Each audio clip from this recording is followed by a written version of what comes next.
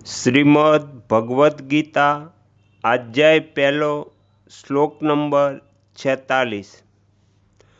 જો આ હાથોમાં શસ્ત્ર અસ્ત્ર લીધેલા ધૃતરાષ્ટ્રનો પક્ષ લેનારા લોકો યુદ્ધ ભૂમિમાં સામનો નહીં કરનારા તથા શસ્ત્ર રહિત એવા મને મારી પણ નાખે તો એ મારા માટે ઘણું જ હિત કરનારું થશે।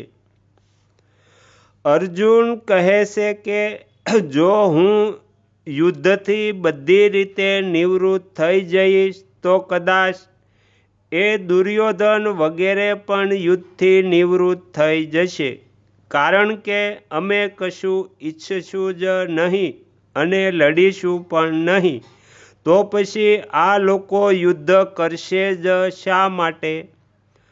પરંતુ કદાચ આવેશમાં આવેલા તથા હાથોમાં શસ્ત્રોને ધારણ કરેલા એ ધૃતરાષ્ટ્રના પક્ષપાતી લોકો કાયમ માટે અમારા રસ્તાનો કાંટો નીકળી જાય, દુશ્મન સમાપ્ત થઈ જાય એવો વિચાર કરીને સામનો નહીં કરવાવાળા તથા શસ્ત્ર વગરના મને મારી પણ નાખે તો એમનું એ મારવું મારા માટે હિત કરનારું જ બનશે, કારણ કે મેં યુદ્ધમાં ગુરુજનોને મારીને ઘણું ભારે પાપ કરવાનો જે નિશ્ચય કર્યો હતો તે નિશ્ચયરૂપી પાપનું પ્રાયશ્ચિત થઈ જશે। એ પાપથી હું શુદ્ધ થઈ જઈશ।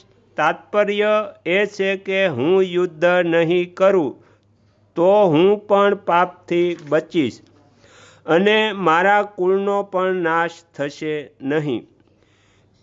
જે મનુષ્ય પોતાના માટે જે કોઈ બાબતનું વર્ણન કરે છે એ બાબતની એના પોતાના ઉપર અસર પડે છે।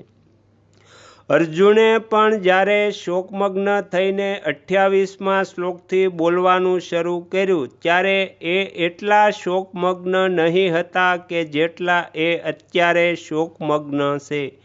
પહેલાં અર્જુન યુદ્ધથી નિવૃત્ત થયા ન હતા, પણ શોકમગ્ન થઈને બોલતા બોલતા અંતે એ યુદ્ધની નિવૃત્તિ થઈ જાય અને બાણ સહિત ધનુષ તજીને બેસી જાય।